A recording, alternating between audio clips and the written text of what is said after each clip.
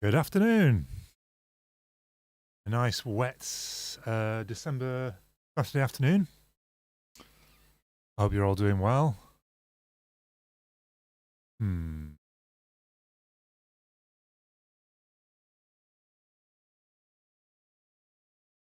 Just play on this thing we're going to be working on. It's pretty short and sweet. It's early days for this track. But yeah, and I'll just let it play out a bit while we get the stream rolling.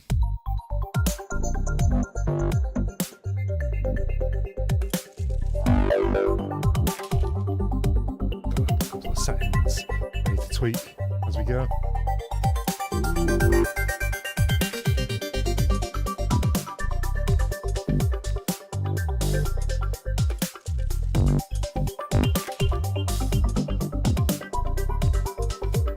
See how the levels are. Let me know if the levels are good. Good afternoon, Fallen Leaf.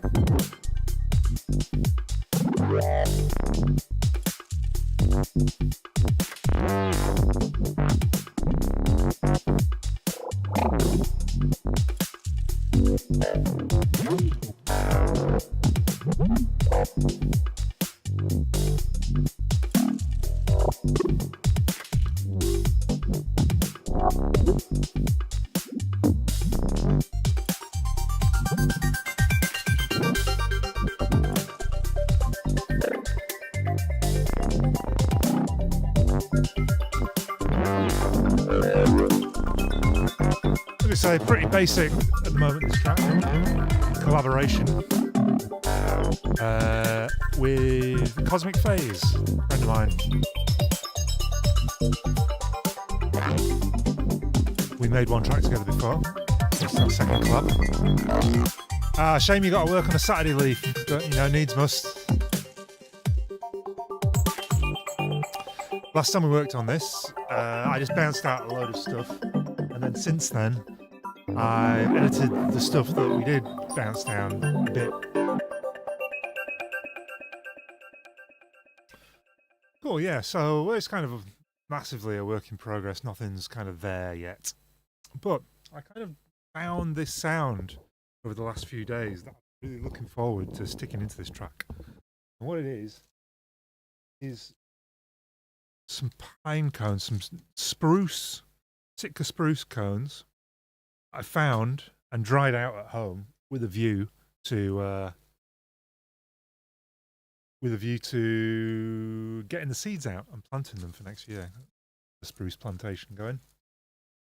And when they were dried, I discovered they made these kind of cool sounds when you run your finger along it.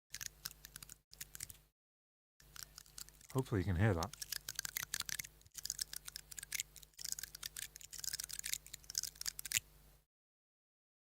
Pretty cool sounds. And then each cone has got like slightly different tonality to it.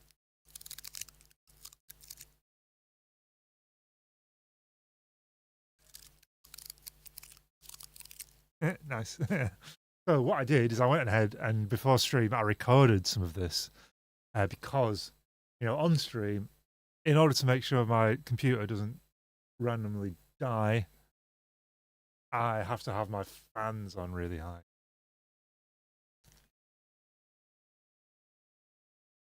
So it's not ideal for recording on stream. So I've gone ahead and just recorded a bunch in before stream. Exactly, Fallen Leaf. Sample it indeed. Now this is a really cool sound, not just for sorry guys, my dog is trapped outside. I just need to go let her back in. Give me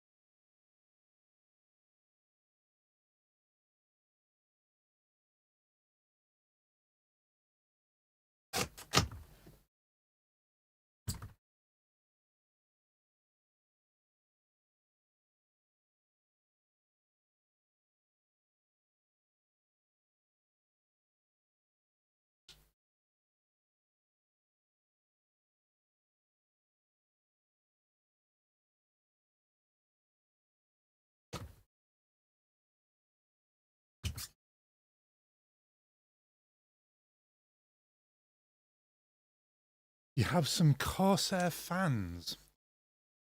What, going cheap? Is that you doing a little sales pitch there, Leaf?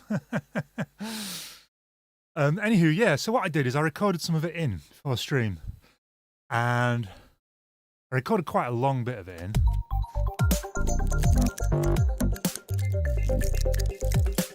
And I've done kind of minimal processing so far. I kind of started getting into the flow of processing it, and then I stopped myself. I was like, no, I'll save it for stream. You don't want anything for the fans. Interesting. And they're RGB. Might be interested, for sure.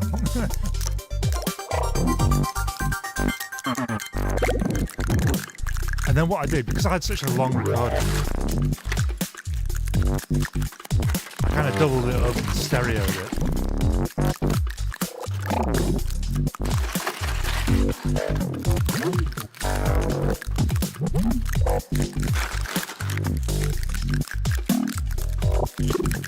And I've EQ'd it a bit. So what I've done is yeah, it's a cool noise, isn't it? I've brought out these kind of mids where these kind of like plinky plonky kind of bits are, and I've reduced the highs a little bit.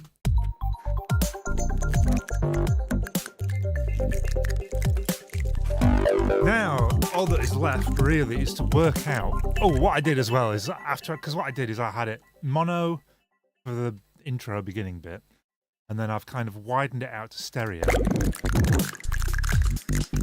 for this kind of bit here. Question is, it's a really cool noise, how best to utilize this cool noise in the context of this track?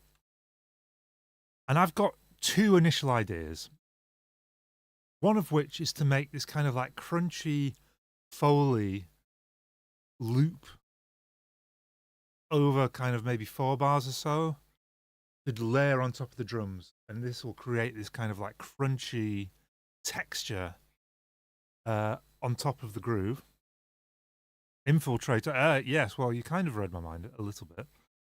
The other one is to kind of like maybe have them going through a big delay and reverb, and have these kind of moments of kind of like big delayed moments of this sound. And then again, as you said, Infiltrator, but just before stream, I reinstalled Glitch 2, who I think will be really cool for having this sound go through that. So I think instead of Infiltrator, which we're using maybe a bit more than we should have done over the past few streams, we'll give Glitch 2 a go today, I think. Comb filter would also be nice. Yeah, for sure. Maybe using some like flangers or something like that might be cool. We can have a little experiment. So instead of that, I'm just going to work with this bounce that I did of the group. Now I'm going to do my initial idea of the kind of crunchy layer for the drums. Ooh, help if I turn the track on. Time for work, Leaf. Thanks for tuning in for a short while. And I hope work is all right.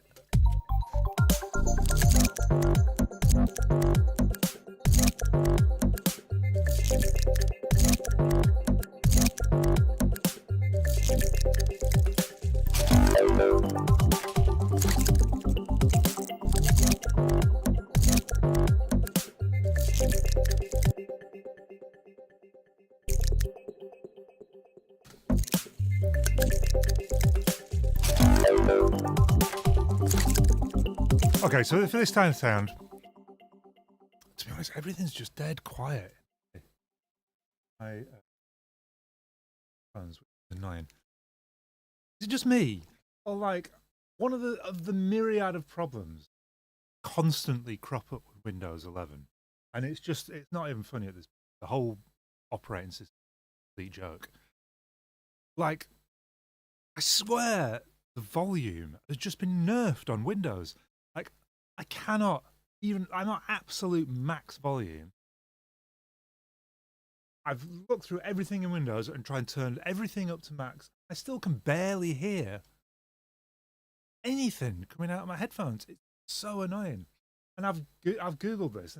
there are quite a few like forums and stuff saying yes, the Windows 11, the volume seems to have dropped dramatically. Yeah, so I'm actually struggling to hear what's going on here, even though I'm at max volume on everything.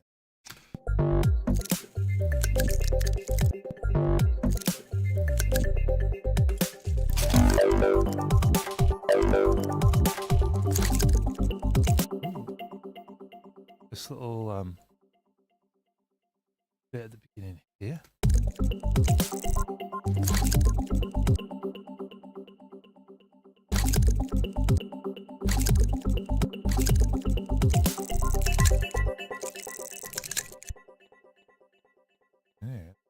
Yeah.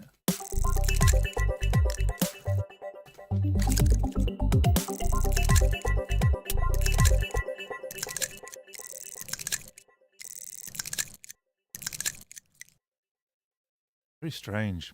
Oh, there is a glitch 2 on here. Don't know how I'd already done that. I didn't mean to have it on yet.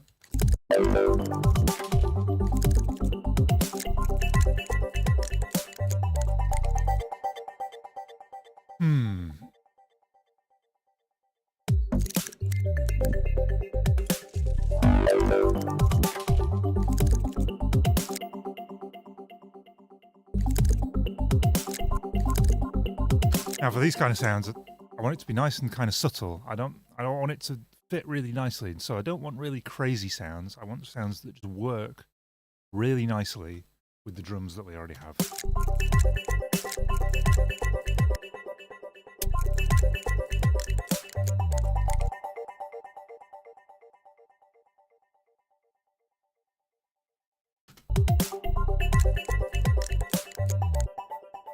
Let's see what we're at so far. Okay.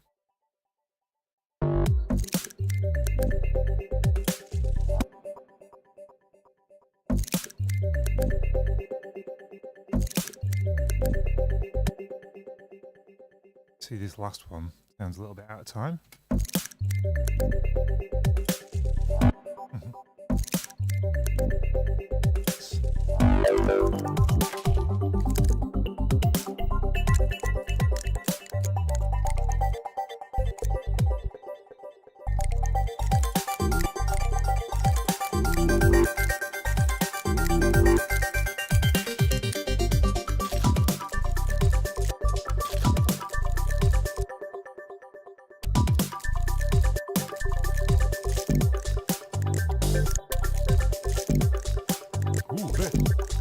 This is kind of maybe nice as a snare. Yeah, see what I mean? The weight of this kind of roll hits on the snare. This might be a nice snare hit as well.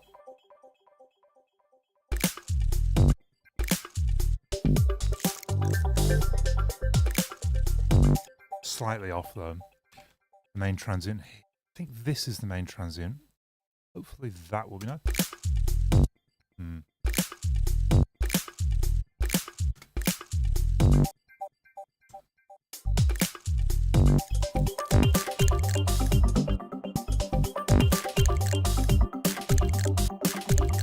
It's cool.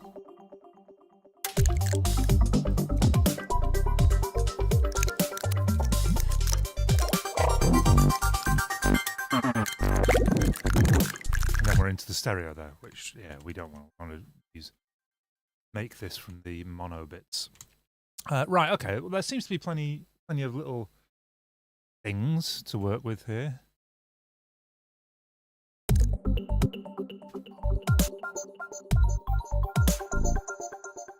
This will be the first snare hit.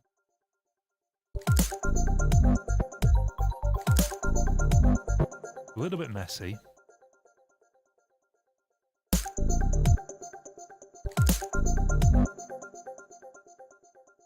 Yeah, I see just before here, these bits don't quite. Just a little bit. Yeah, get rid of.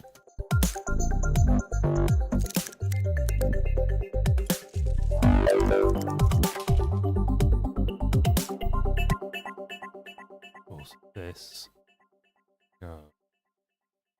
Huh?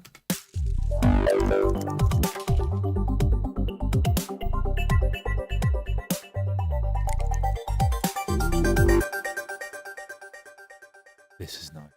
I'm thinking we're going to try and create a 4-bar loop here.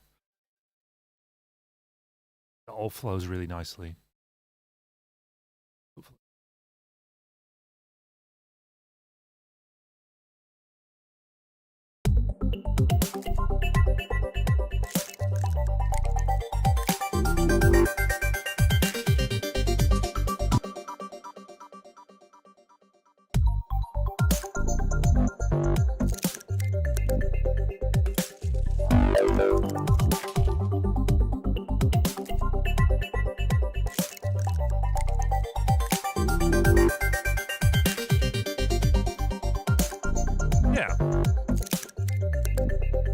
This one here is like the identity, I would say. It's the most unique bit of this loop and probably gives it the most unique kind of feel. Hey, Charlie, how's it going?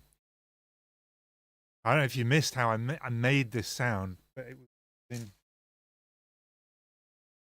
dried pine cones or dried spruce cones. Sitka spruce. And then once they're dry, you just run your finger down. Creates this really cool sound. Cone has got a slightly different kind of tuning.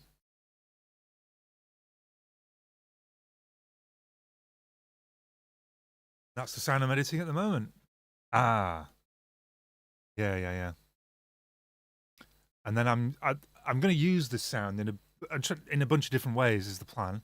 The first way I'm doing is to try and create a crunchy layer, the drum loop.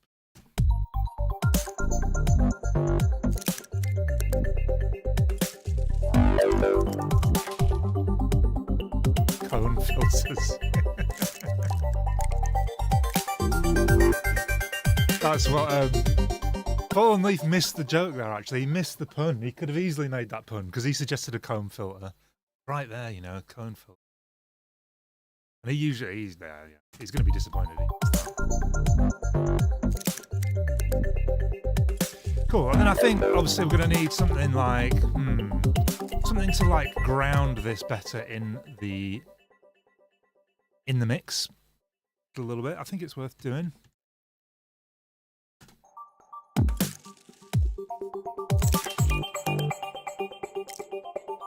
Cyber, good afternoon to you. Right, so what I'm thinking is maybe a bit of widening, maybe a bit of Hass effect with the kilohertz Hass thing here. And then a bit of EQ, parallel saturation maybe.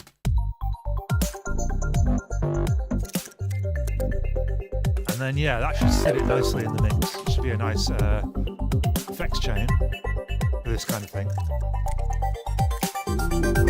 Definitely want to EQ out a lot of the lows in this kind of thing so that it doesn't interfere with the transients of like your snare, kick.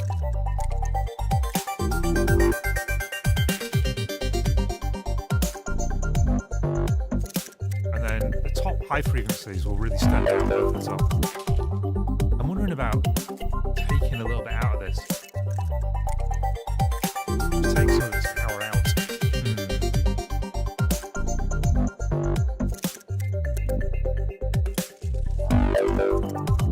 Around here, around the 1 to 3 kilohertz here is where those like nice tonal mid kind of formants are coming through.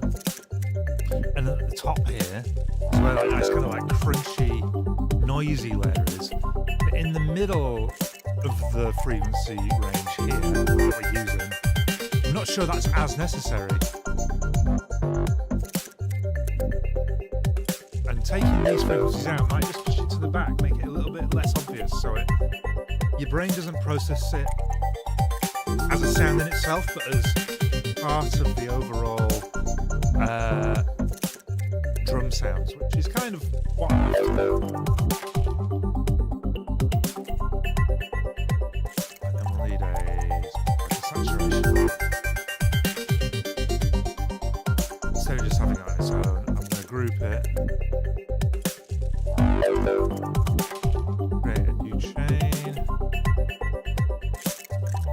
saturation knob, because it's parallel, we can really push it a lot.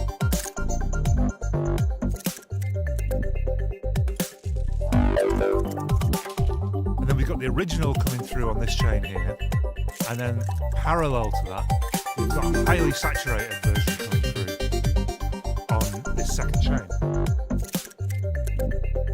This is a really powerful technique to use.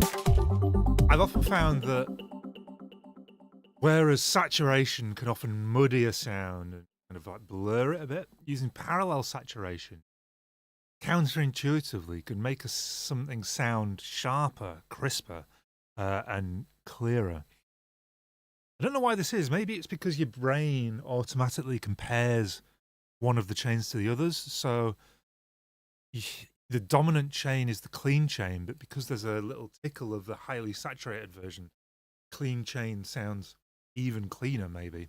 I don't know. I don't really know the science behind why your mind interprets parallel saturation as being crisper, but it does.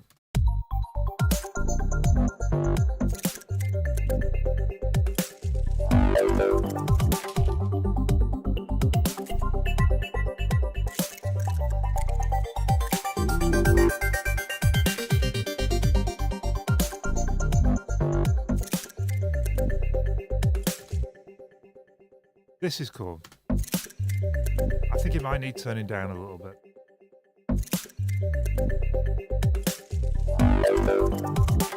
And this, because it's a bit severe on the attack, I might just bring it in a little bit.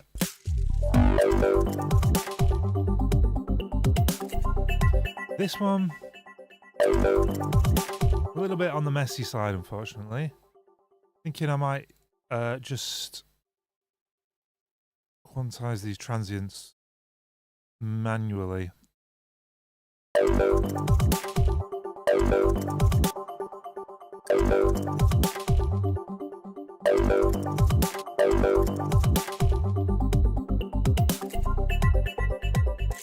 This one here is just the weight of it hits here, I think. He's off beat with the snare, I think. Yeah, that sounds a lot more natural now. Because before it sounded like the snare was hitting, then that crunch came in after the snare, whereas now it sounds like it's part of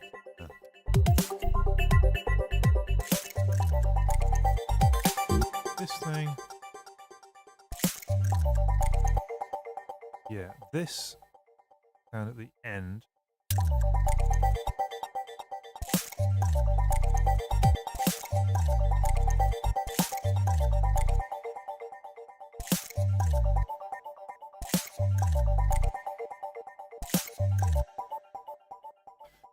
The attack on this is just a bit, there's a bit too much lead in. I need it to be a little shorter. This. Yeah.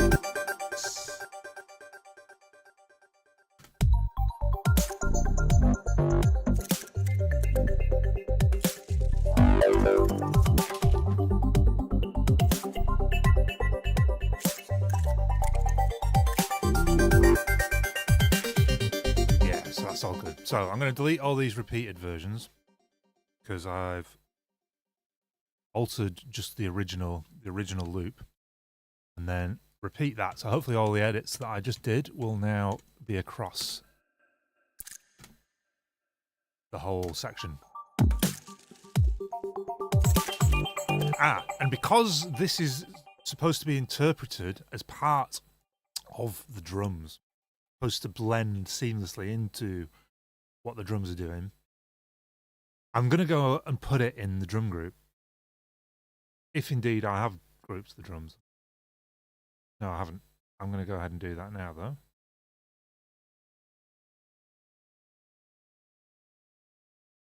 Bass. And usually what I've been doing recently is grouping the kick, snare, and bass. Slightly different to what I used to do. I used to group all the drums, including percussion, and not have the bass included in that. But recently, I've been doing the kick, snare, bass all together to get that tight low end, and then grouping all the hats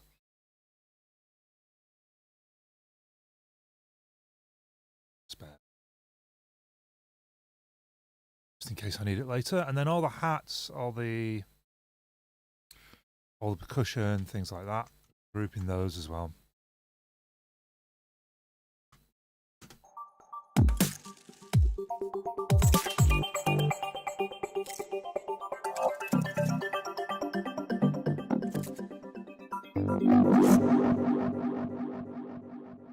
Cool. That's one way we can use the sound.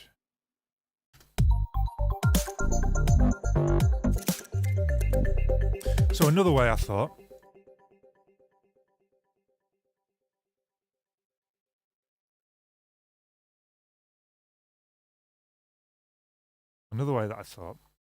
damn, should have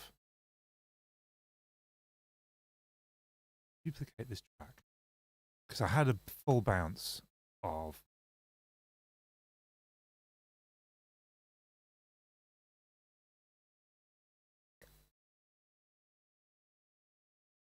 okay. I had a full bounce. I just drag this out. There we go. There's the full bounce. Let's get that back. Stick for a sec. So I want to use this slightly differently now. What I'm thinking is maybe put a filter over it.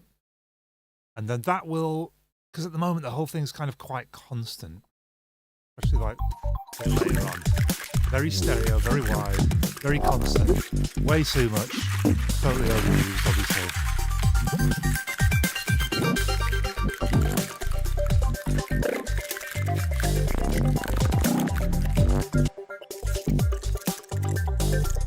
But if we filter it, it should start to like break it up into different moments.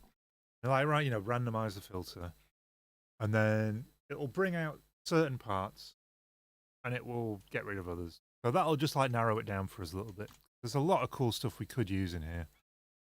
And it's just a bit too much for my brain to wrap my head around it all, how to use it all effectively. So I'm going to try and narrow it down a bit. Now, filter, I want it.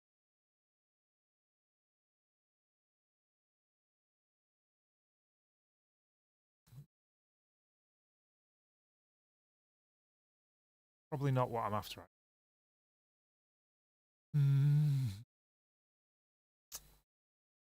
A mind blank. Old filters here. Maybe I'll just use. I do want to use an actual filter. I'll just use the kill art. Nice and simple.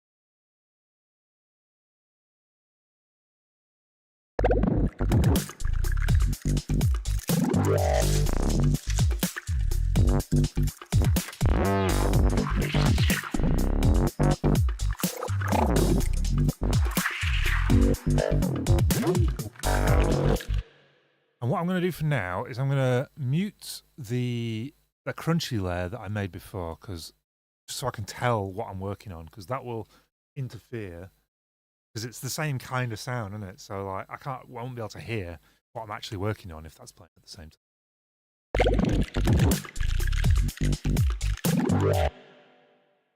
And for the filter, yeah, I want the cutoff to be randomized. So I'm going to go into the Max for Live. Same thing that every stream. The LFOI.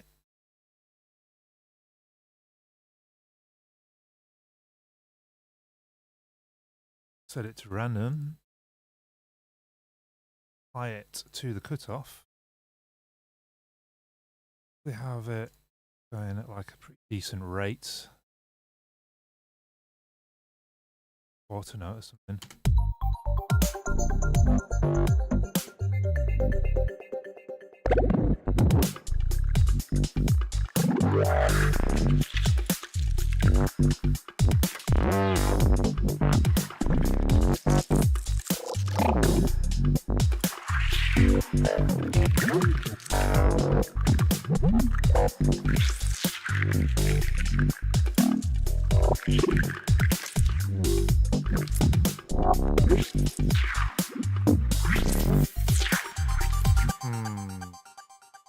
too sure about this. I would quite like, I think, like a more of a sample and hold kind of randomizer. Is it that kind of option?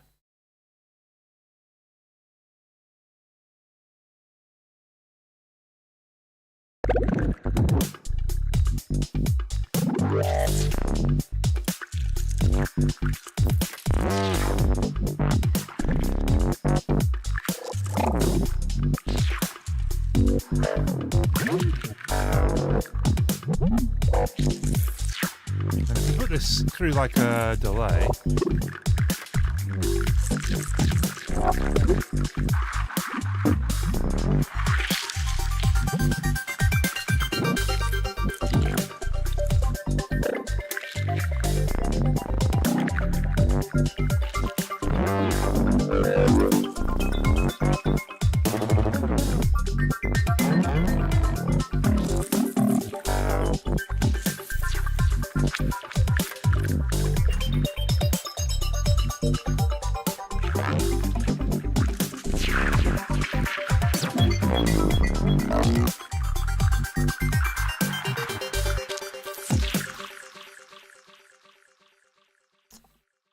keen on it. What I might do is go for the normal LFO. Because the normal LFO has kind of random step thing going on. Might be a bit cooler for this. Do something.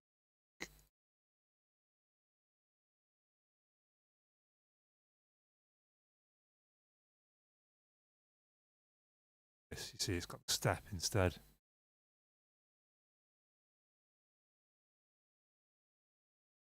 You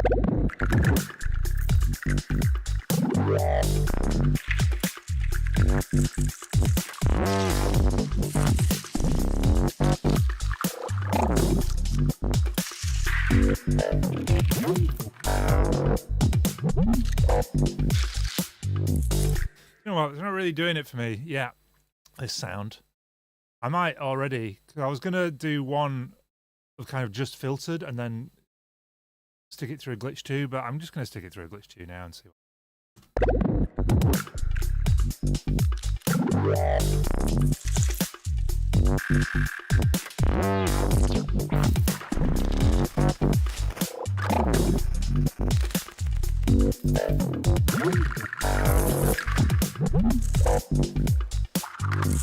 Yeah, see, this is creating loads of very cool sounds.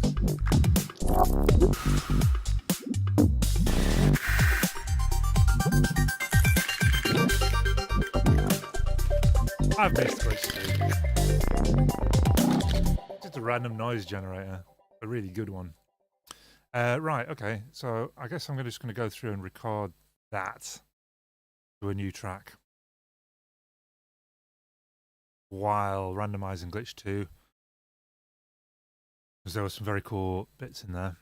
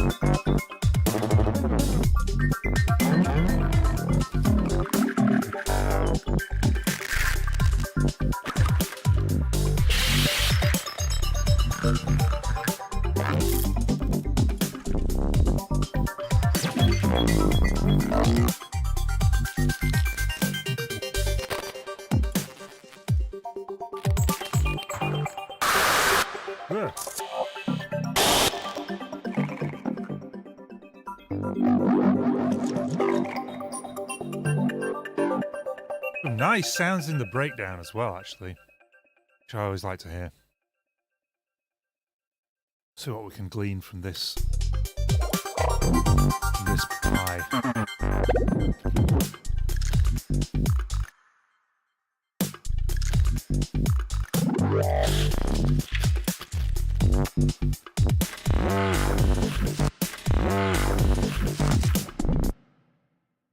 Yep.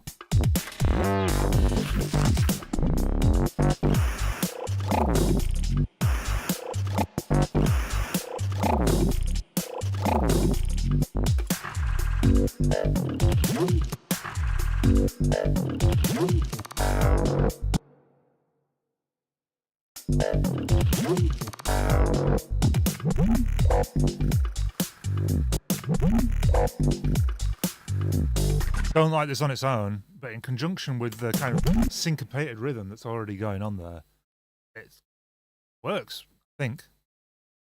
One of those sounds that maybe on the second time I come back to it and I'm like, oh, that's gross. Why did I choose that? But for now, it's in.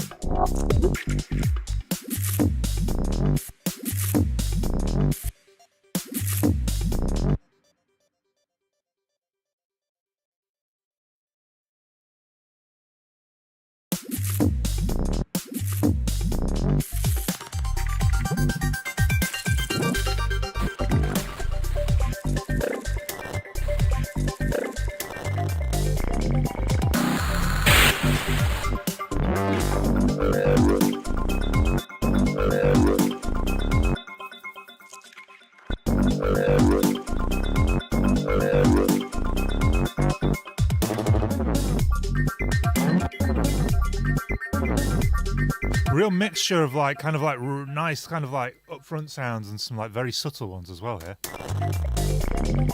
That one's like nice and upfront, but then this just like nice texture.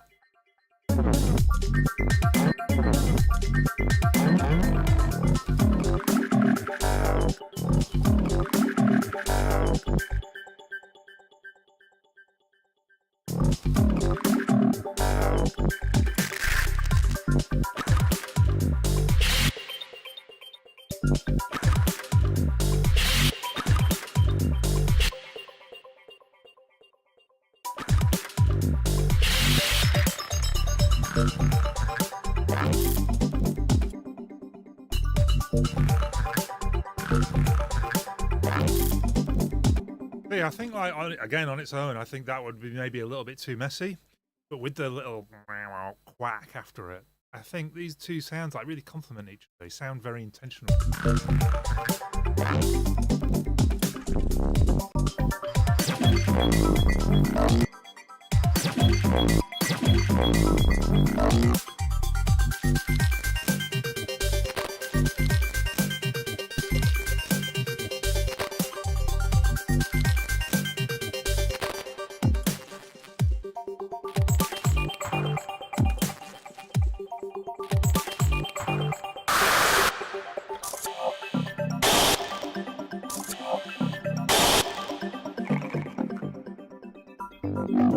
This is nice for a big delay, I think.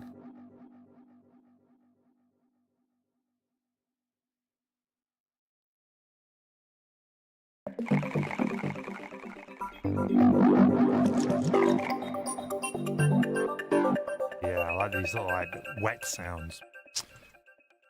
Oh yeah, that's pretty good.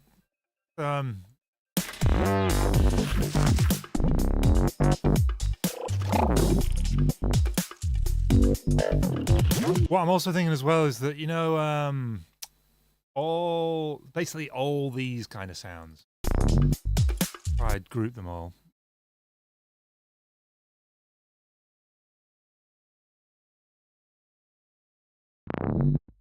All of this.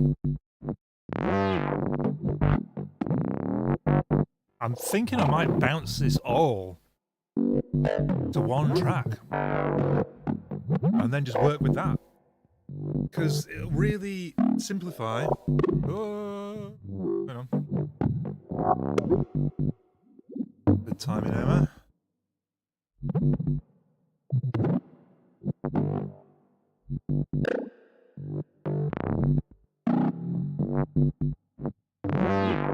Yeah, all this, I'm thinking I might bounce it all to one track and then edit it down. I think it'll be a lot simpler that way. Because it just for your brain to have it all in one audio file, and you can stop that, just work with one audio file and make it as perfect as you can with that. I quite like doing that sometimes. I think that's what I'm going to do. So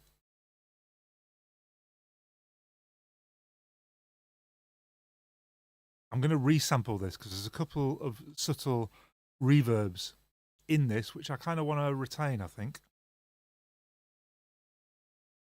So yeah, I'm just going to have to go through all this, get it to one audio file, and we can neaten it up a lot.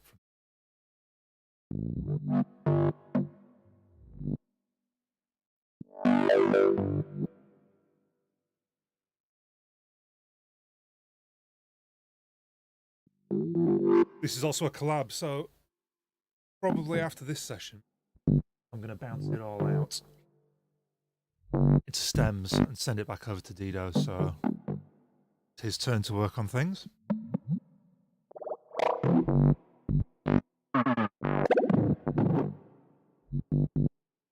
Ableton does have a bounce in place, but it's different from the resampling because the reverb is on send. If I was to bounce this track in place, it wouldn't have the reverb on it.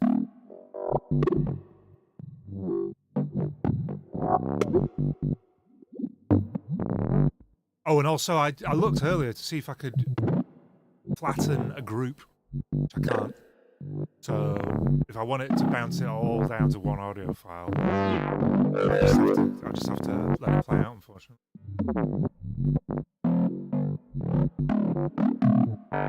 Just like the 4-track tape deck that I used to record guitar tunes onto when I was like 11. If you want to record more than 4 tracks, you have to bounce down one.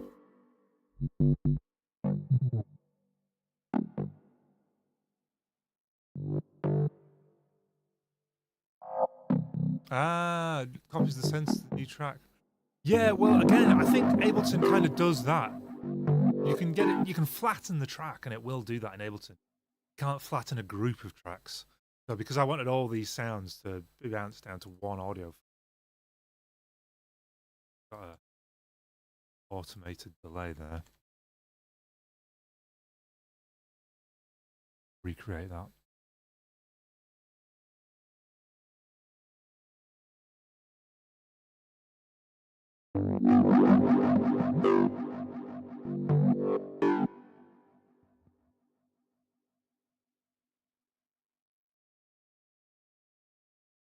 Oh, it's so nice just working with one audio file compared to 10 or however many. You can really organize stuff a lot.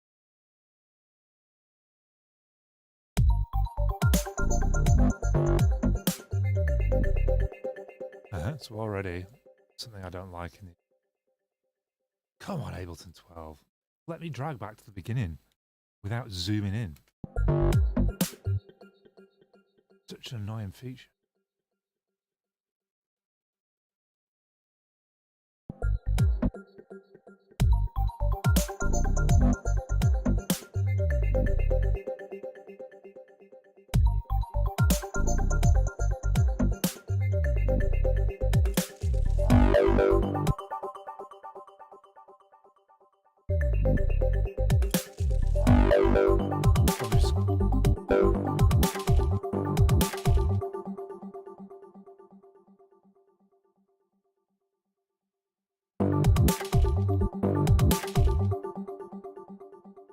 Then, just one audio file, we can maximize every single sound visually.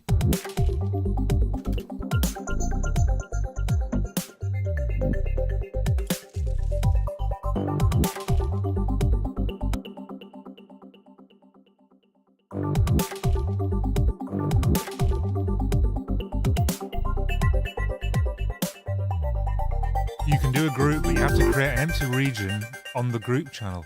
Bounce that. Yeah, okay, that's interesting. You can't actually create regions on group channels in Ableton. All the channels in the group. I guess that's one thing that Logic has over Ableton, I'll admit, bridging.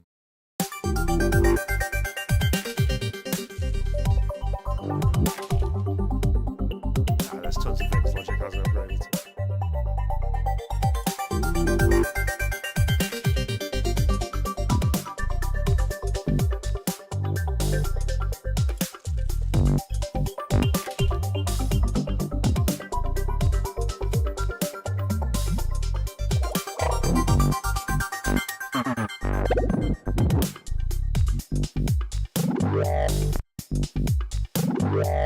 And I'm looking for bits that are good enough, either solid enough or unique enough to be kind of like repeat features.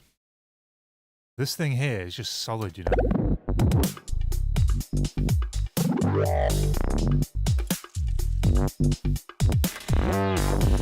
You'd switch, but 20 plus years of muscle memory in Logic. Hard to switch. Yeah, I did the switch from Mac, from Logic to Ableton in 2012. And at that point, I'd been using Logic for a good, like, 6 years, 7 years. The switch was hard, especially because Ableton's so unique. It's so different to all the others. You know, I'd use, like, Cubase, Logic, Reason, own weird thing, and Pro Tools. But Ableton workflow is, like, quite different. It took a while to get used to this.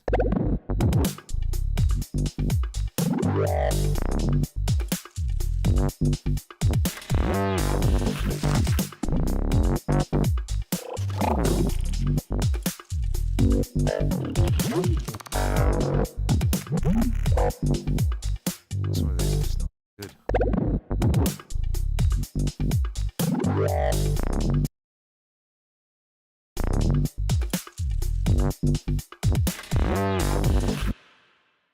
This probably, I think it wants to go a bit too early.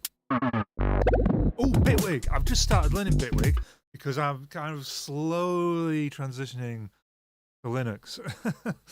And Bitwig is officially supported on Linux, which is great. Easy to install. Looks amazing to me. It's a bit daunting in terms of, it's a very different workflow to what I'm using. Even in Ableton. And it's ex-Ableton devs that made Bitwig. But the user interface still seems kind of quite alien to me. But I'm keen to persevere, get used to it. Just took another log on the flight.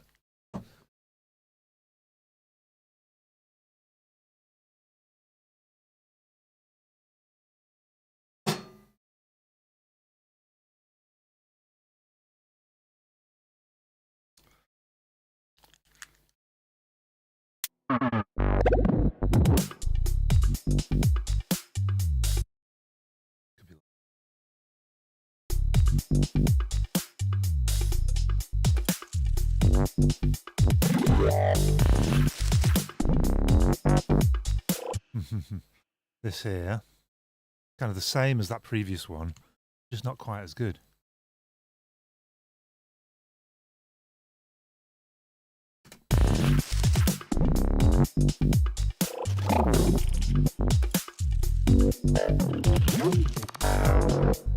This here is not.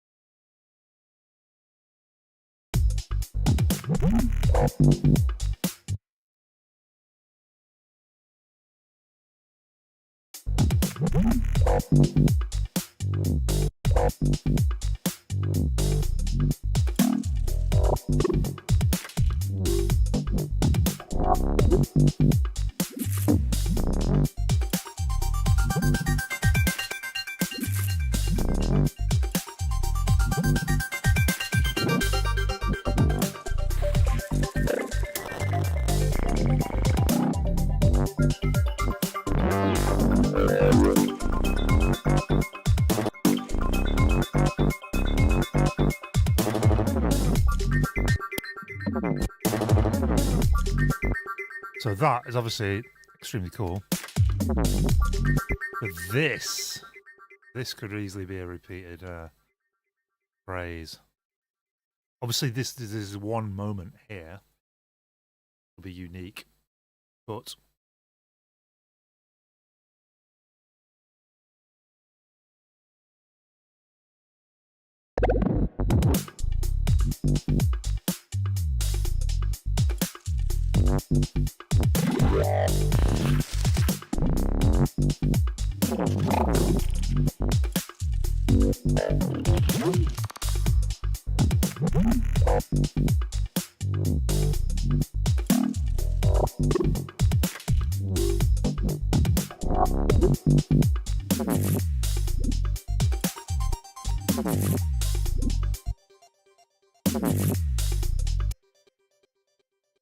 ending. It's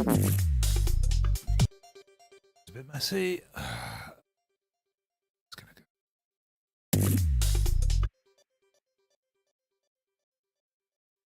The ending of this here was just a bit abrupt, so I'm hoping this is gonna like,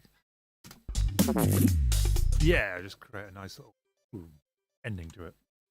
I don't know how to describe that really, other than just making noises. Cool. And then we've got this repeatable button.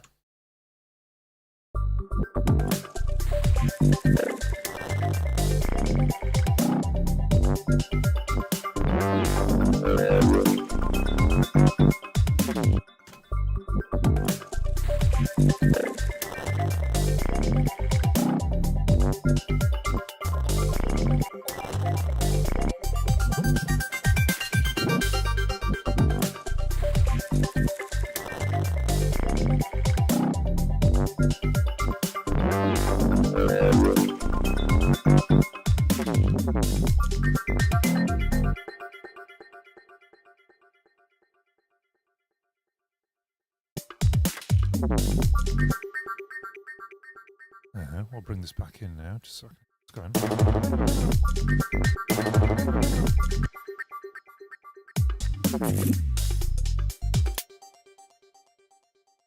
It's gone a little bit wrong here, I think.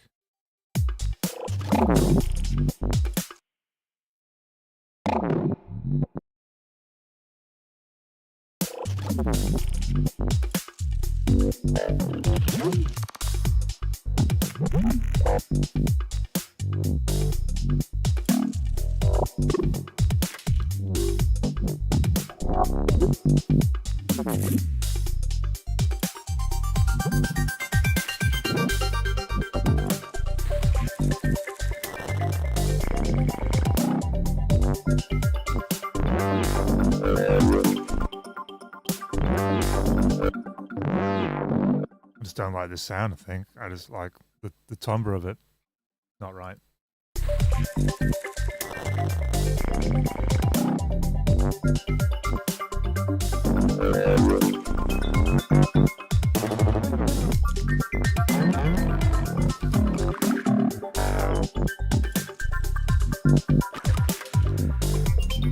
After this, I think I'm going to do some more melodic stuff, you know, like mid-range.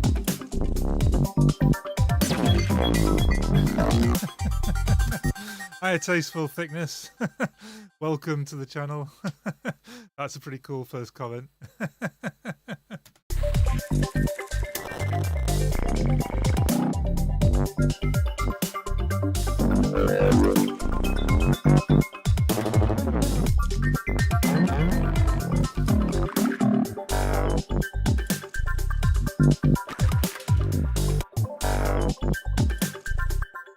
Okay, cool. Yeah, this is kind of fine. Nothing really too mind-blowing about this, unfortunately. And I would like that to change. So let's check. I'm gonna have a little go at an extra sound here, I think. Oh, first things first, I need to put back in the crunchy layer that I made earlier. Hopefully that will add more texture to the whole section.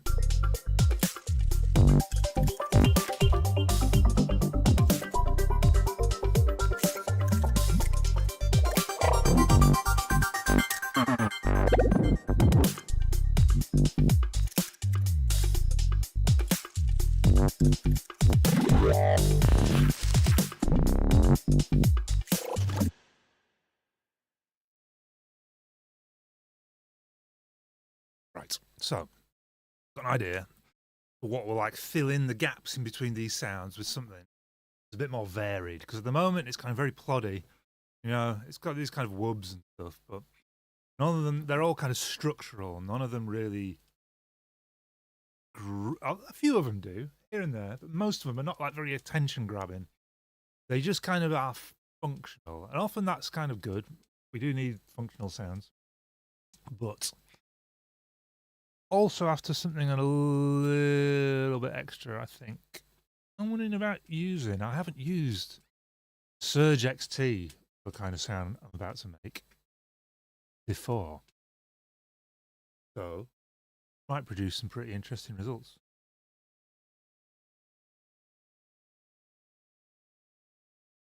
I'm still exploring in Surge all the wavetables. There are millions. Venus Theory, a good YouTube content creator.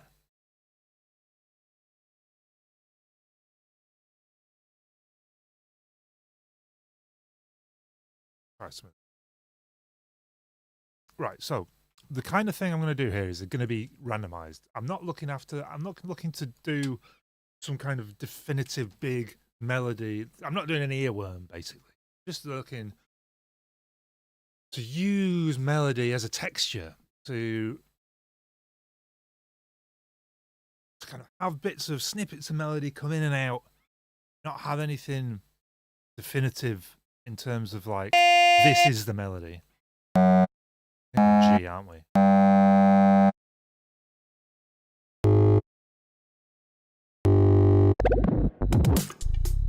Yeah, G.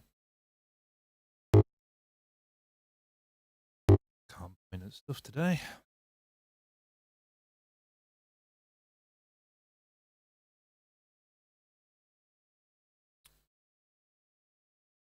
Work out my actual beat ends.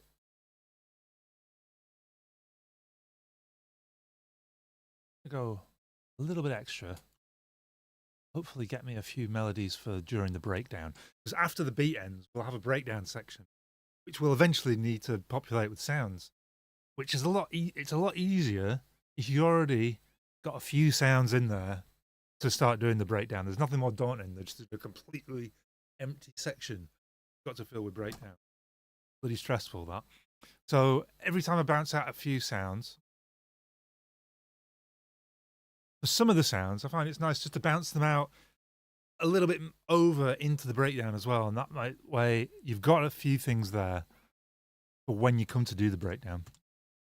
A lot of people actually struggle. They can make beats, but when it comes to breaking it down and building back up again, that's where a lot of people struggle. Make it easier for yourself and bounce out a few sounds along the way. Right, Rhythmizer from Futurephonic is a fantastic MIDI plugin. It's kind of like a MIDI randomizer. For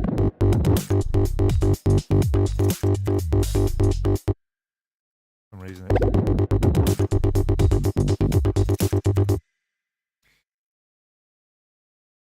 kind of weird.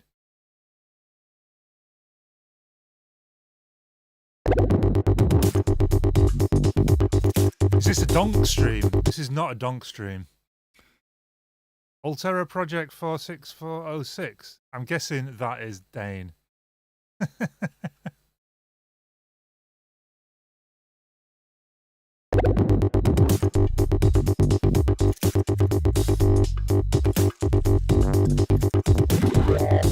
And then what Rhythmizer's got is it's got all these scales built into it that, I mean, I've done a ton of music theory, and there's a bunch of these scales I've never heard of. It's pretty cool, the amount of options you've got here. And it's really, I mean, even if you don't know what a Phrygian dominant is, just if you've got this plugin, just select it and have a go with it, and try and work out. You can kind of like reverse engineer music theory this way sometimes by just like you were to select the Phrygian dominant and then work out what notes that's generating, and then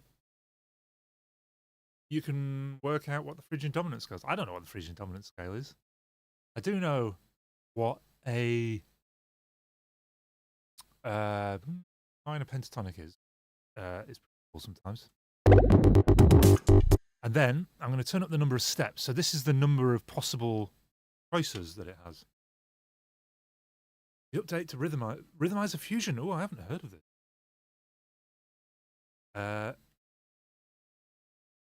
Cool stuff. I might need to give that a go because Rhythmizer 2 was already a huge upgrade from Rhythmizer 1. I thought Rhythmizer 1 was a top plugin. So I was amazed when Rhythmizer 2 came out. So, number of steps. I'm going to go maybe something like 12. Get the probability right up.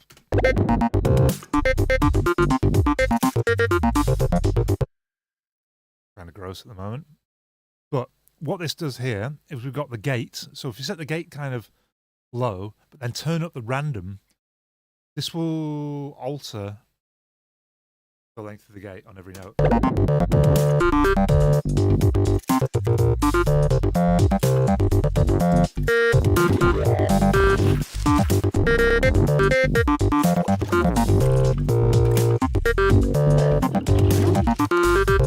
And you can also randomize the velocity here as well, which is useful, which I will do because it's nice to have another random option in synth to assign the velocity to stuff. Can I assign the velocity? Yeah. Oh, there's a random here as well.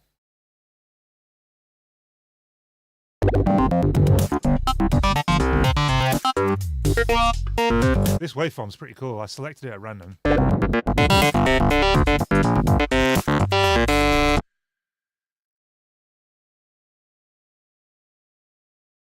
Polyphonic arpeggiator sounds amazing. Yeah.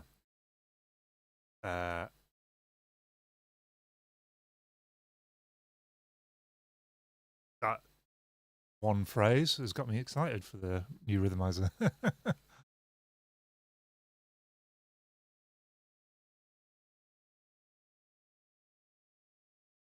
Yeah. So we're going to have a few things going on here. We'll have an LFO morph in this bad boy. This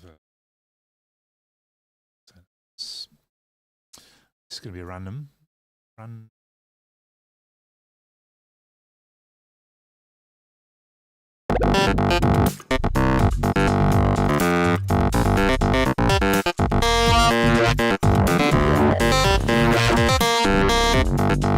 then we got this random, which presumably will do like random on each time you play a note, it will select a random value. That's usually what random means. 1,000% no. 100%.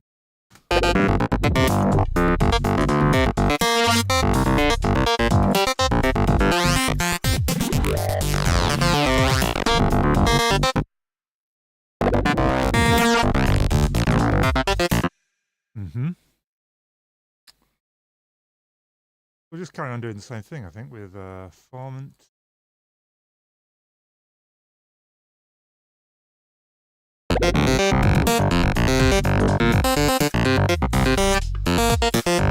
Semitones, 20%, and the rest of them. Who knows how many semitones they want to skew Oh, well, we've got like 1 million semitones. Oh, God. 100 semitones. Can't be more than 60 semitones. Okay, 60 semitones. Ridiculous way of doing things.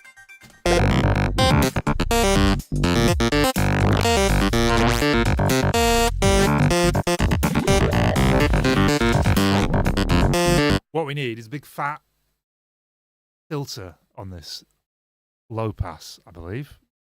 Like, yeah,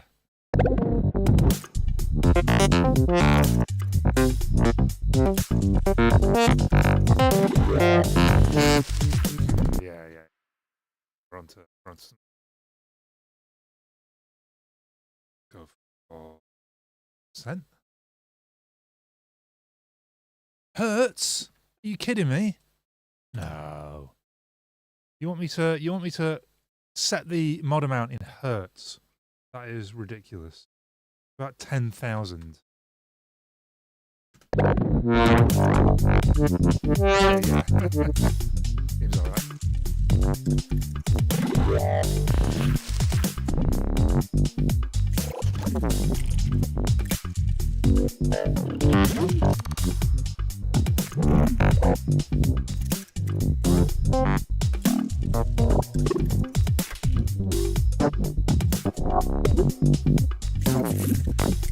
Oh yeah.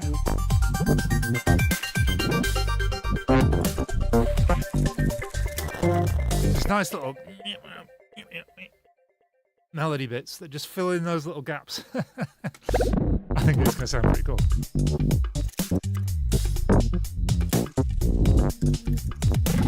Wondering about getting a bit of drift on this. Anyone else playing with Zebra 3? No, but I really want to. So tempted. Oh, skin. What?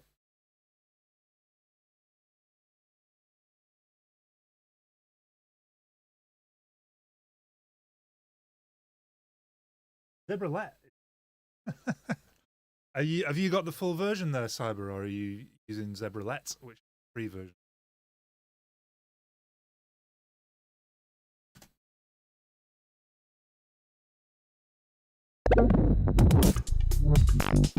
Yeah, so I'm wondering here about using a bit of glide, like portamento as it's sometimes known.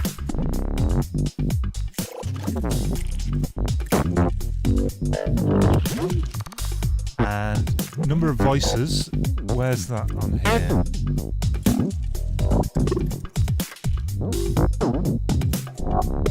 Download the beta full version now. Oh, interesting. So polyphony. Yeah. Okay, this is already on.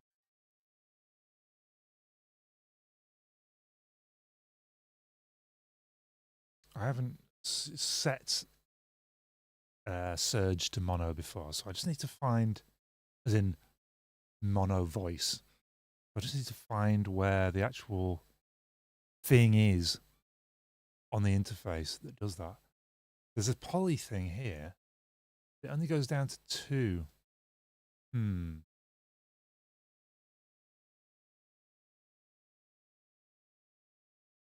Oh, here we go. Mono.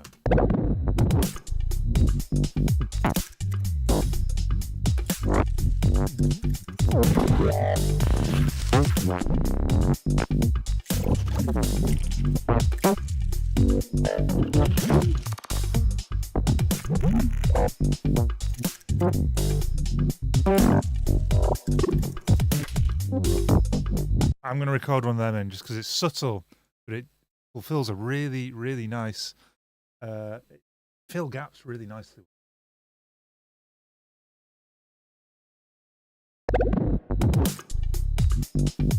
Oops. Forgot to set the record arm to the right channel, or set the input to the right channel.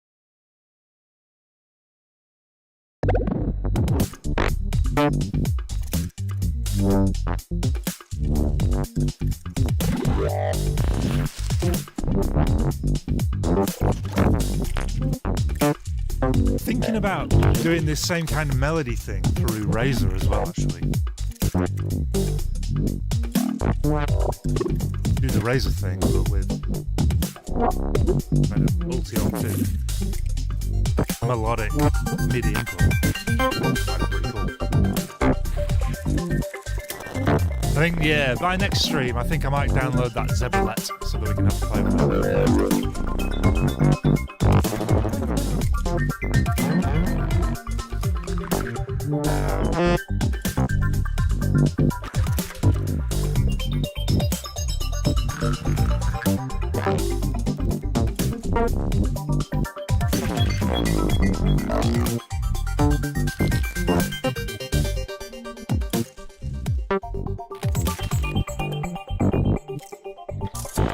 Razer as well has got really cool kind of like harmonic options, kind of like waveforms that sweep through the harmonic sequence and stuff, and that'll sound really cool with this kind of MIDI input as well.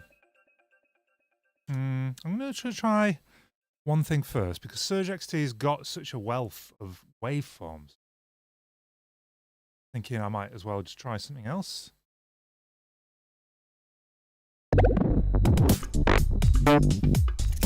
Oh, thanks, Cliff. Thanks, Guilt. Guilt too. Thanks for the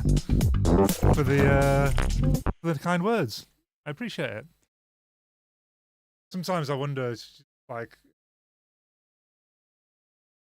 whether I should let people into the back end of my sound design, because it's just me there going like, oh, does this sound good? Yeah, that sounds good. Oh, does this sound good? No, that doesn't sound good.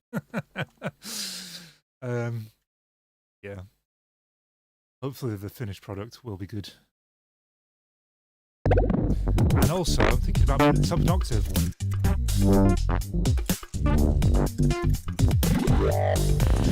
And if I go onto the envelope, actually, for this, and do more of like a plinky plonky thing, so have it like a rather than a if you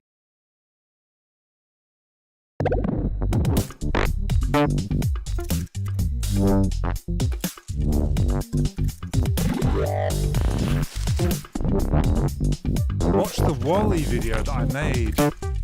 Oh yeah, that was like a uni project, that. But to be honest, what I did is I did the whole thing through, like completely synthesized. I synthesized all the sound design. And then I did the whole thing through again, and I did all the sound design just using kind of recorded sound sources. And this kind of created two kind of unique.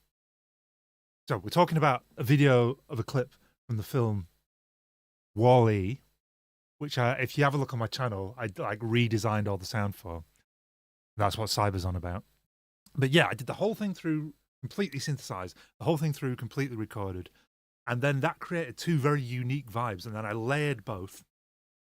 And that created like the final product. And of course, some of the layering didn't work so well, so I just chose one or the other. Most of it is just both approaches layered on top of each other. And yeah, I think it's created that workflow, created a really unique soundscape. I think. Proud of that.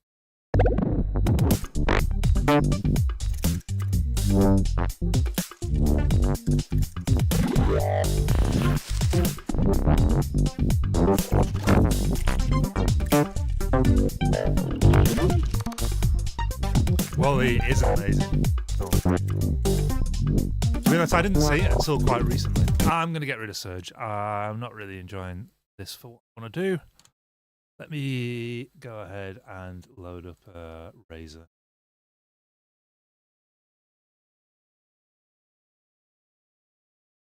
Razer is one of my favorite synths. It's kind of like it's almost a one-trick pony, or like a few tricks pony. But what it does do, incredible.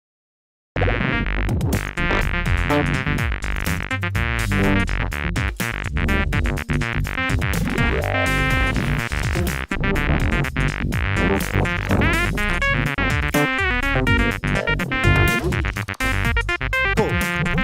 So we've got the same MIDI thing going in to Razer as we did have it going into Surge, but now we've got some of these weird waveforms like this.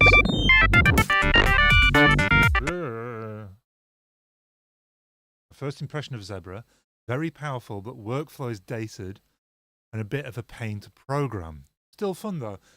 Yeah, because I never really connected with Zebra myself. But it's going for like a modular vibe, isn't it? So you kind of build every patch from the ground up, module by module, and it's got a lot of routing options and experimentation options. But like I've never really connected with the kind of modular work in that way. Maybe there's still time.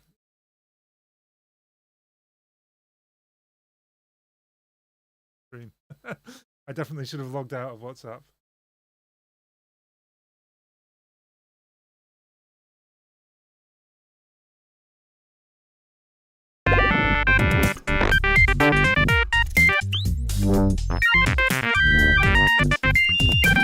Oh yeah, so you got these kind of waveforms which sound a bit nuts. Try velocity.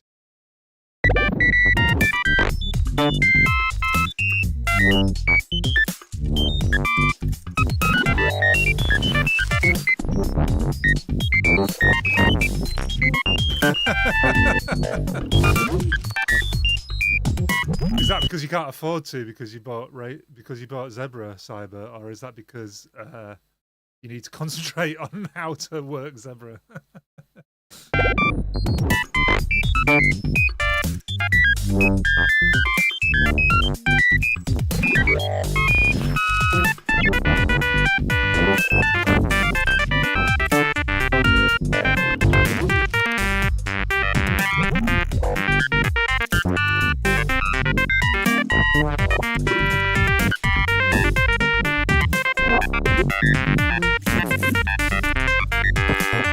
Oh yeah, so that's kind of a cool waveform. At the sick pick.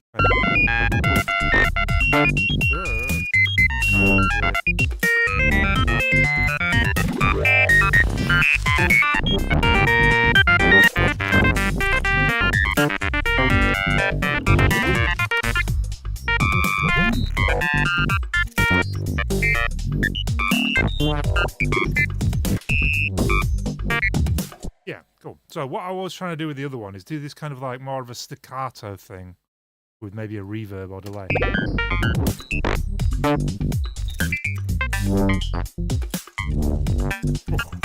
Oh, it's also already sounds sick.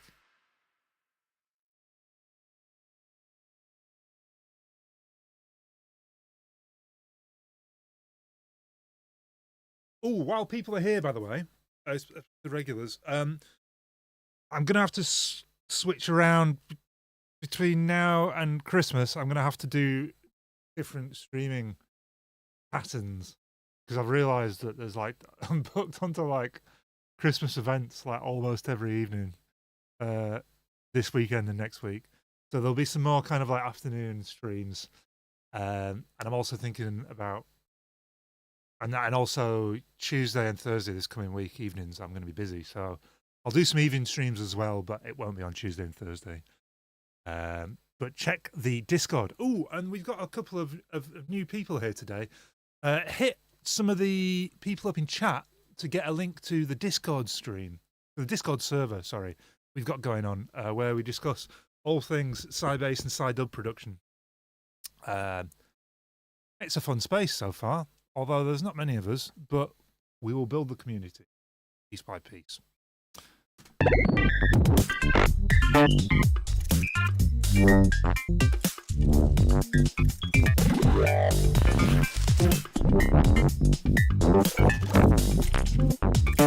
This is pretty cool. And also, I'm just about delaying this.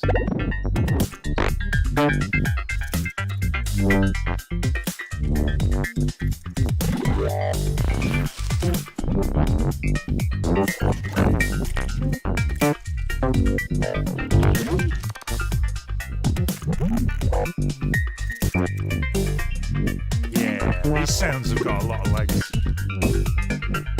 I'm going to record some of this in, I think. Trying this a lot. And again, it'll be like nice and complementary to other things that we've got going on in this section, which I'm always thinking about.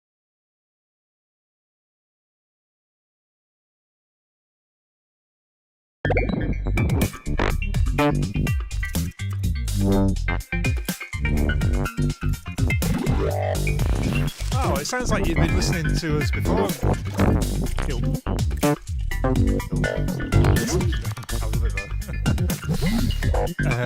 It's fun to say. But yeah, nice one for coming and joining in the chat.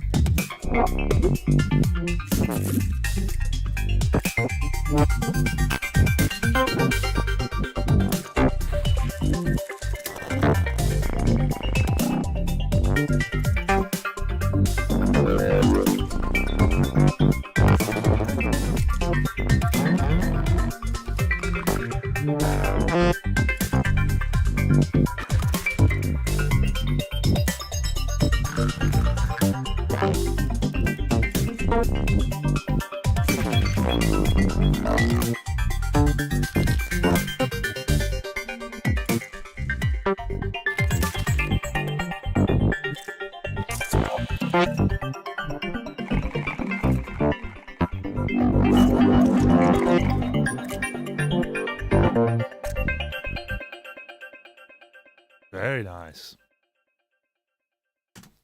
Gonna be a joy to edit, will that? I'm gonna bounce out one more track. I'm gonna do the Razor thing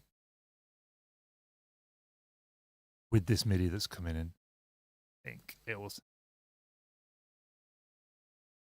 I also do. Could be sick with didgeridoo sound, maybe. Yes, that. Fake using Ableton's audio effect rack and stuff.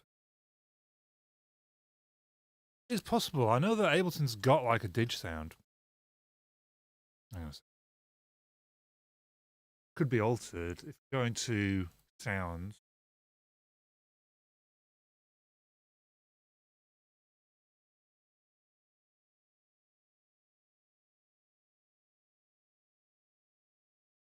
No, it doesn't. No, I was pretty sure I'd seen like a didgeridoo in here before, unless I'm just spelling it.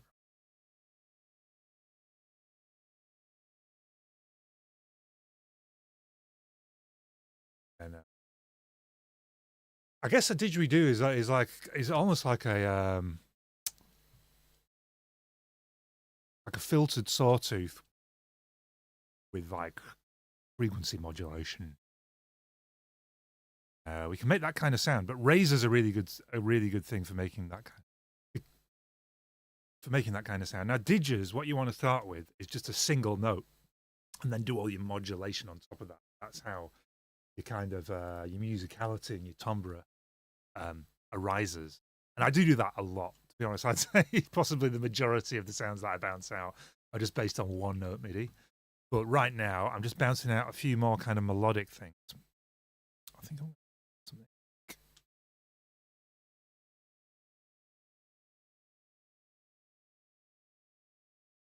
Increase the range of this rhythmizer and the probability, and also at the same time going to lower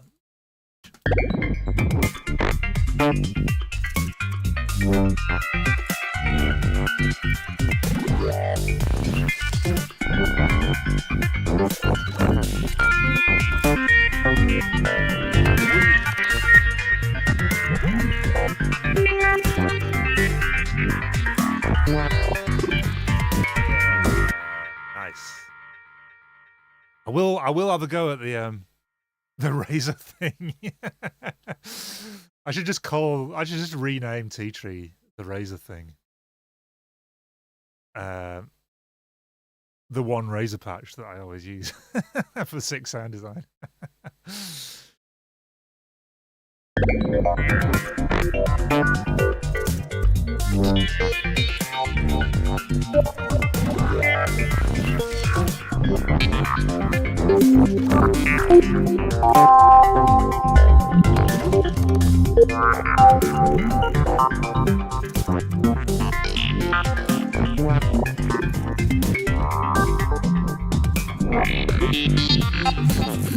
This is cool. Might be quite nice dry though.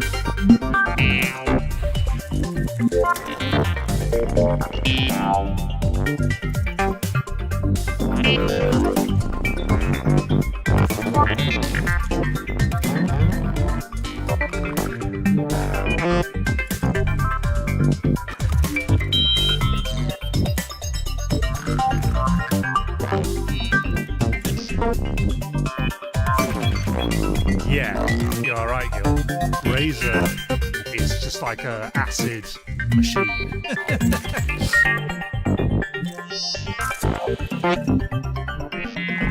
What's that, Dane? Loud? Too loud?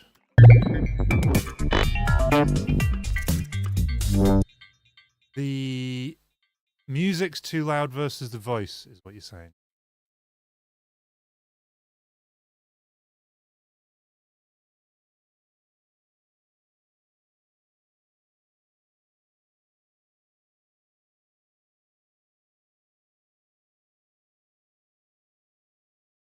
See how this is now.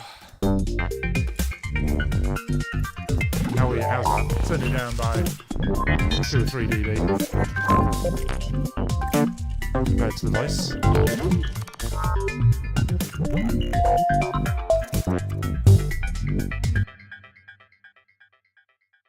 Music volume is perfect. Interesting.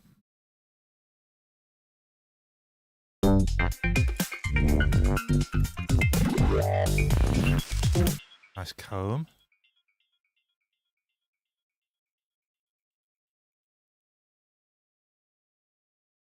Well, I reduced it a little bit to appease Dane, although Dane did say he was very drunk, so I'm not sure that his mixing advice can currently be trusted. Usually it's solid, but I'm not sure about right now.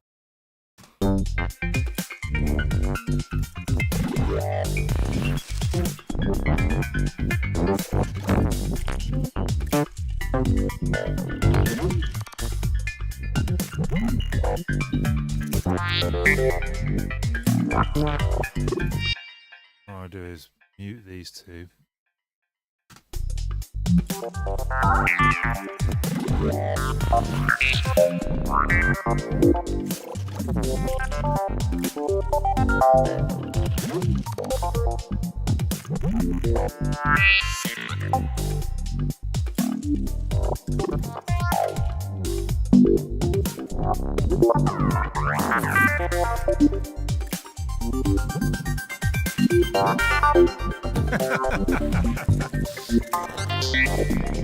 All of Dane's mixing is done while drunk. I guess that's true.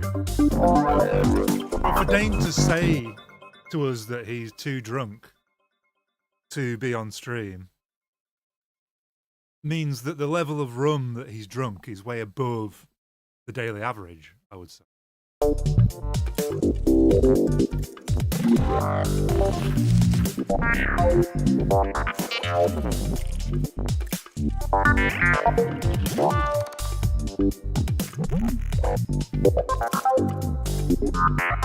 Yeah, this synth has got some lovely bits. Again, it's not too mind-blowing, but quite useful. I'll bounce this one out and then maybe we'll go in it. Yeah, to be honest, sometimes on headphones, on these headphones in particular, they're not so good at letting me know when there's like, oh yeah, look at that there, this synth. Dane might have been right.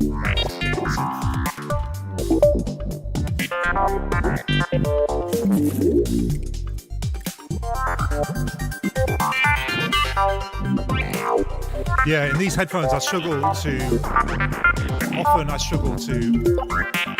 realise when there's like resonant peaks coming through. When I go back to listen to stuff on my speakers, often these peaks come up and I haven't noticed them on my not like they're British headphones.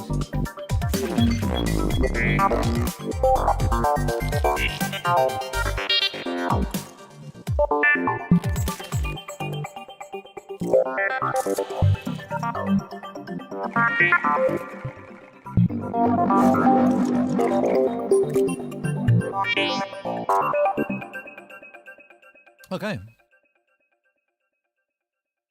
Pretty cool stuff.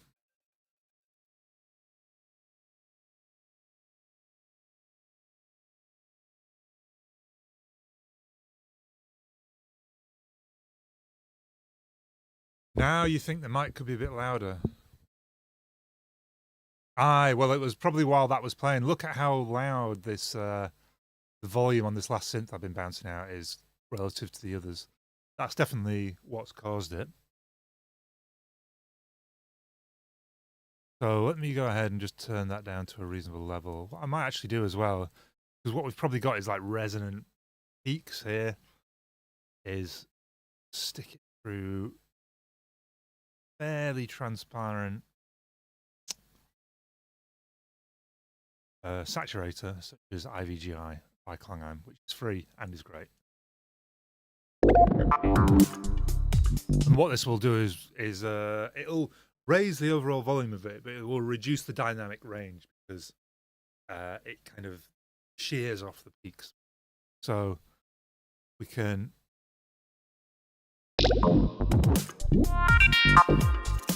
probably turn this down quite a bit now.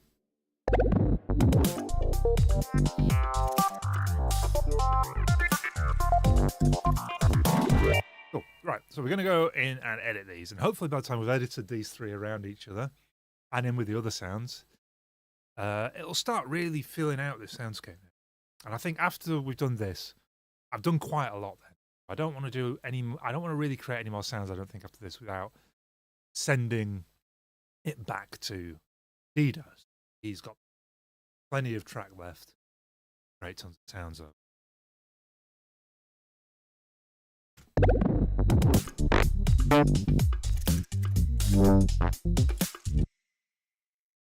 This is quite subtle, this one.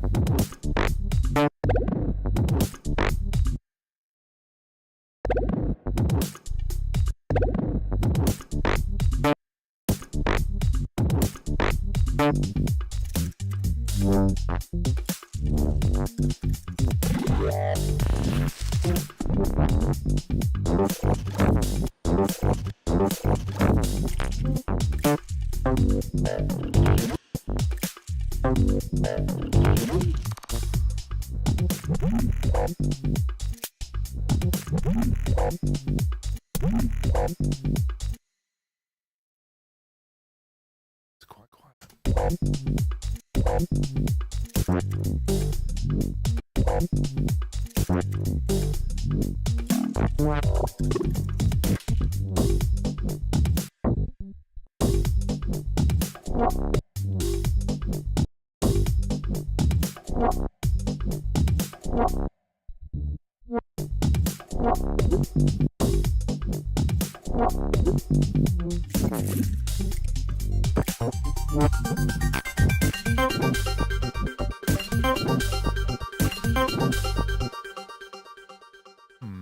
About this being like a delay. I'll go into that.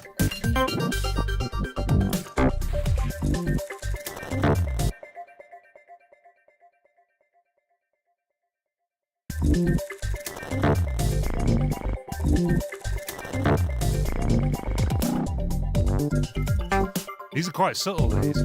They just add like little tickle of like a suggestion of melody. I think it's quite cool.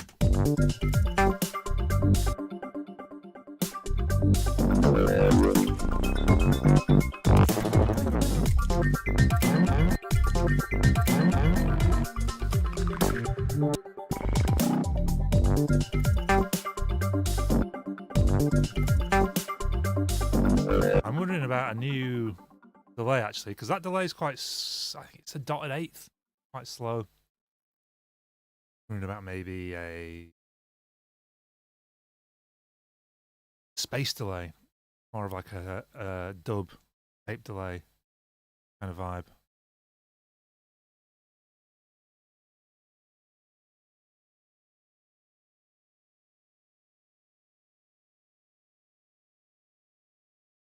Outer Space.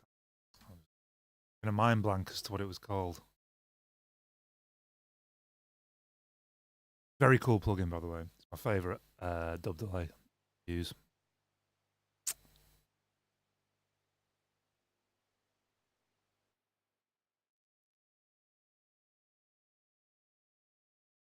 Uh, 16 dots. Oh, maybe.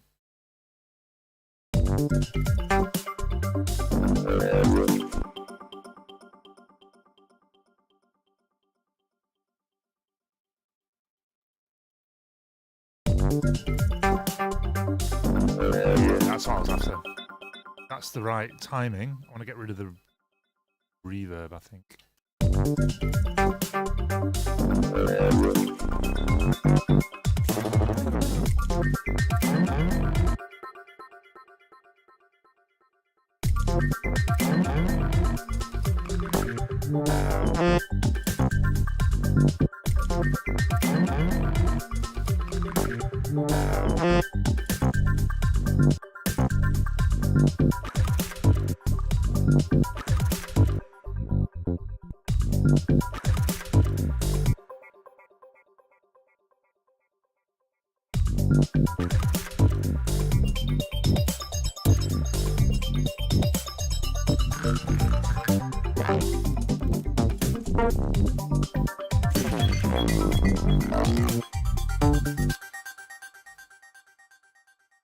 Audio thing. Is that what the outer space is?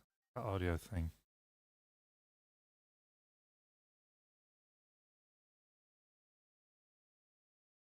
I can't remember who makes this. Yeah, it is audio thing. Good work, audio thing. Fantastic.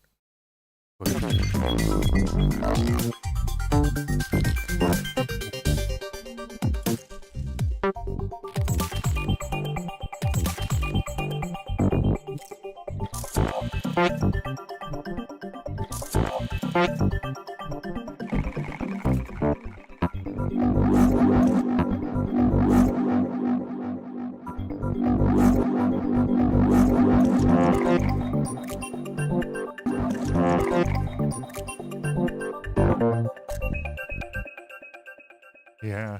Sparsely used, that sound. Not that sparsely used, but more sparsely than I'm expecting it to be. So hopefully there's more meat in this next mud pie. Universal Audio have free plugins at the moment. Good tip.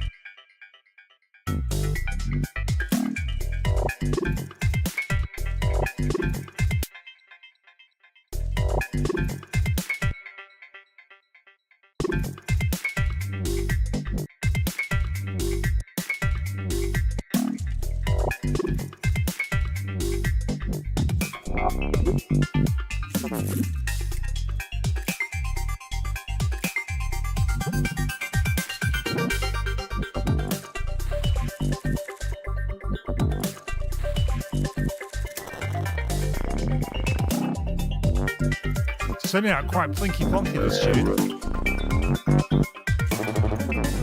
Not necessarily a bad thing.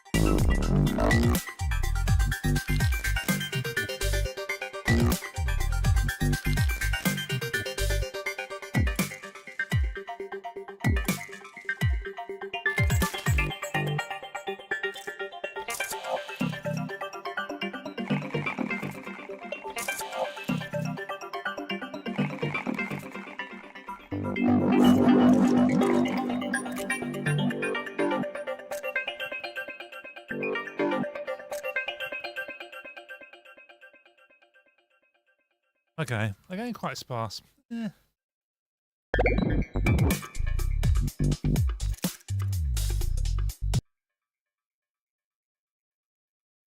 Right, last one.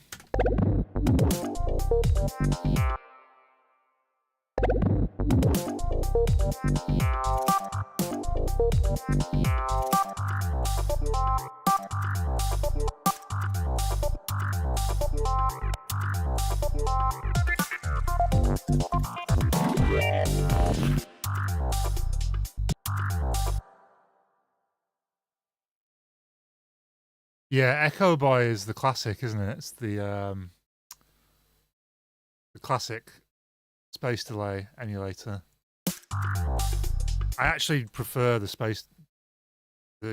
outer space though, I think.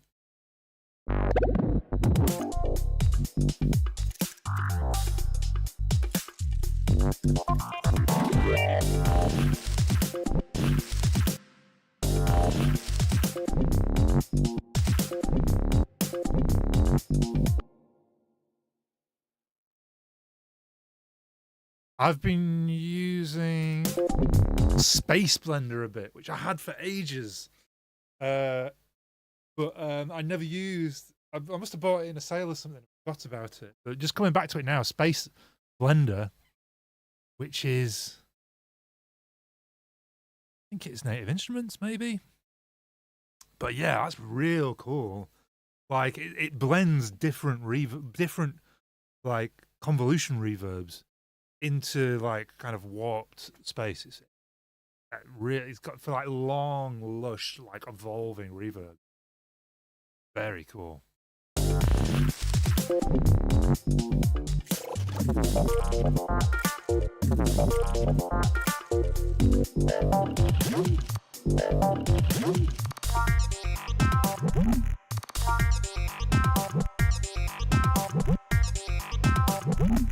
That's cool.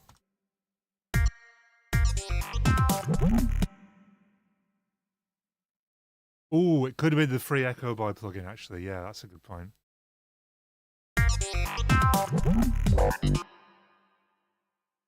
Really like this little phrase here. And I think this last note could be delayed.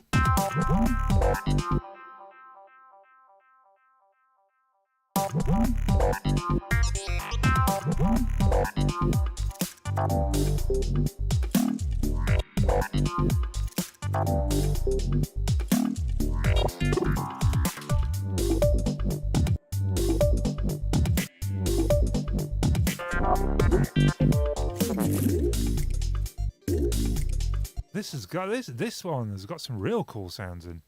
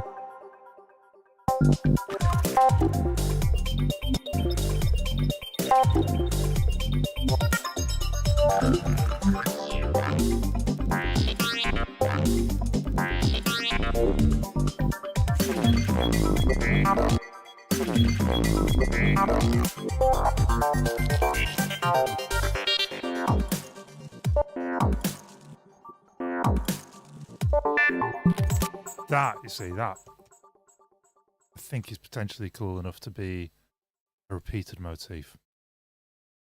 Never used Replica. Is it special? Not particularly. It's just solid, you know. It's just really clean, crisp delay. It's quite processor intensive though, so be aware of that.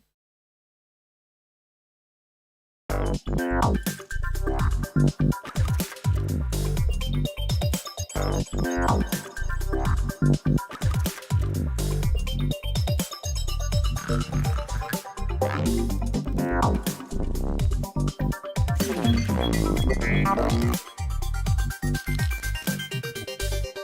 also it's free, I think, Replica. The free version of Replica is like amazing.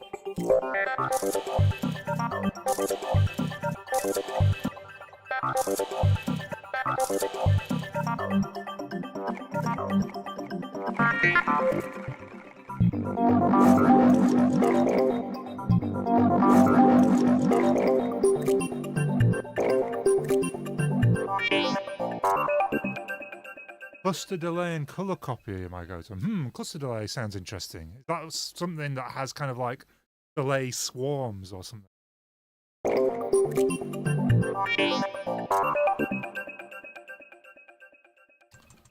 Cool, so we've got a few tracks. I'm going to put this above so that we've got the 3 that need editing around each other right next to each other. You see, we've got a lot of overlap there.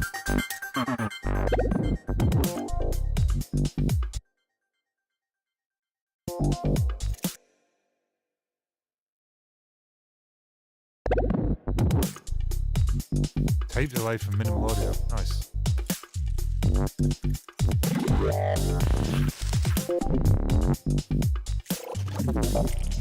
Need the other one switch on. Help.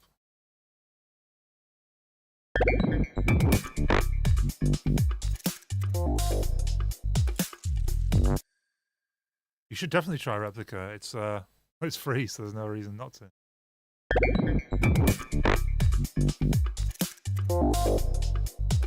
So I would say I would try cluster delay, but I just love outer space so much.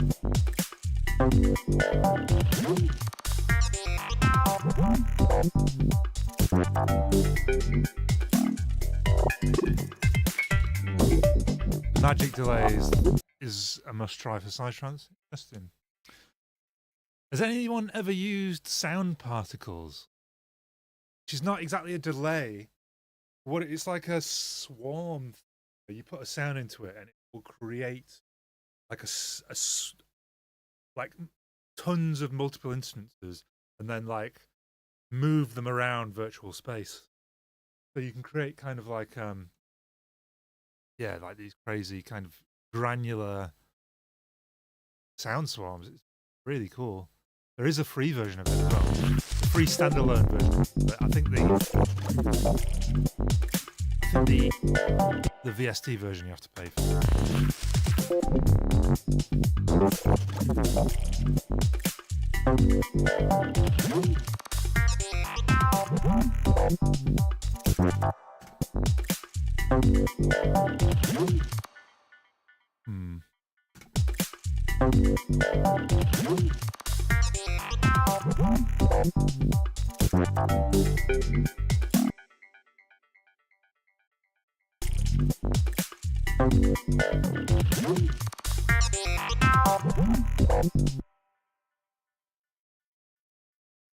This one as well might be a repeater.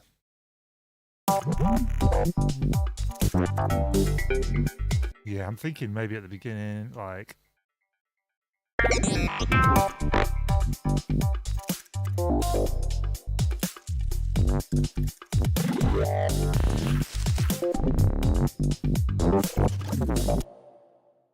Yeah, this is very, very cool as like a... intro.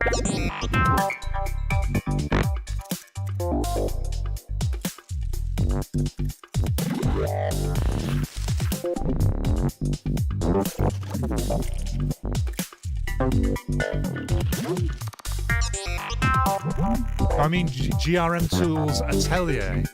No, there is a. If you Google sound particles, you'll see what I mean.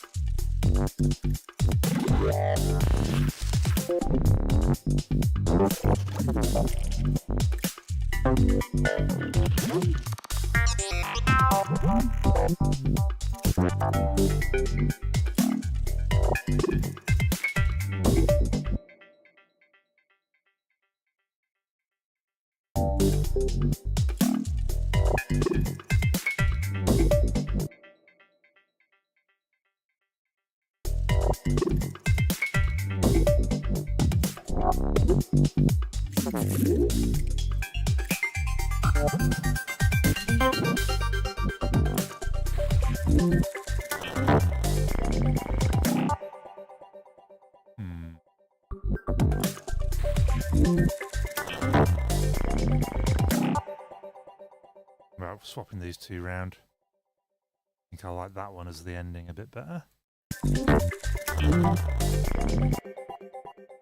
But that clashes with that. Might just move it back there. See what that sounds like.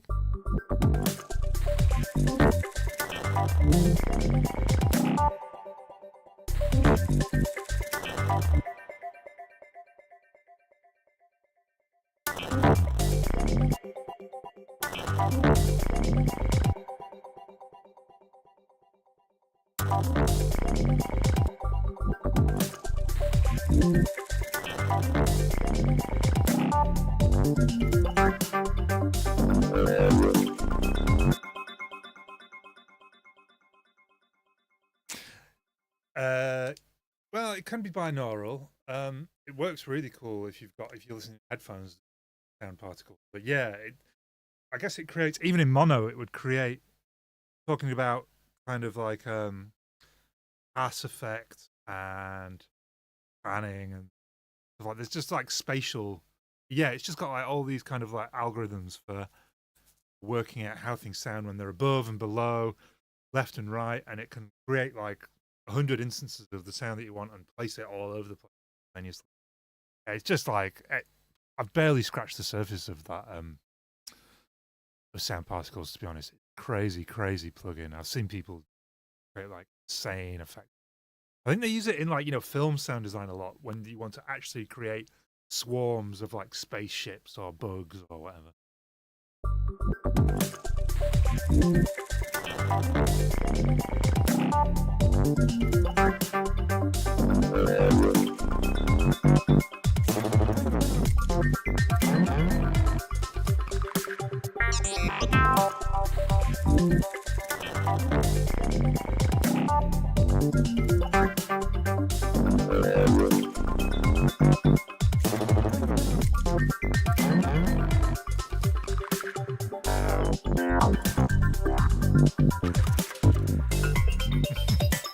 There's some very cool bits, like interactions between these.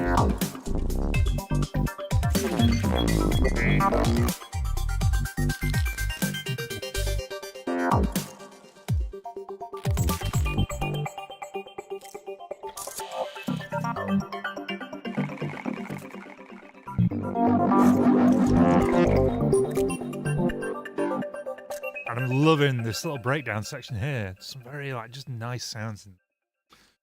Right, guys, I think that is looking like a natural end point for me for the stream. Quite made it to 2 hours, but the next step would be either creating more sounds. And yeah, the next step is to bounce all these out, to send them back to Dido, so that he can now work on this track a bit more, as it is a collab. So yeah, and I'm not going to sit here and bounce them all out on stream because that's just boring. I think everyone knows how to bounce. All that. So yeah, it's been a really cool stream, considering it's not my usual time. Saturday afternoon works really well. Must note that for future. It's been really cool. Thanks to everyone who's shown up and has chatted and has created a nice social space for us here today. And we've chatted a lot about different plugins, which I can't wait to get Zebralet 3, which I think I'm going to do hopefully before next. All these sounds could also be prime examples for being glitch-2'd as well. But no, next time. Right, what we will do, I think, is just I'll play it through once more for what it's worth, although it's only a short section, and after that it'll be the end. So thank you all very much. It's been a pleasure. I will definitely be returning on Monday evening. Other than that, I cannot say when. Probably going to be daytime streams. Keep an eye out. If you can't make the actual streams themselves, keep an eye out for the VODs. They'll all be on my YouTube channel. Give us a like and a subscribe if you've enjoyed it or if you found it useful. And I'll catch you on the next.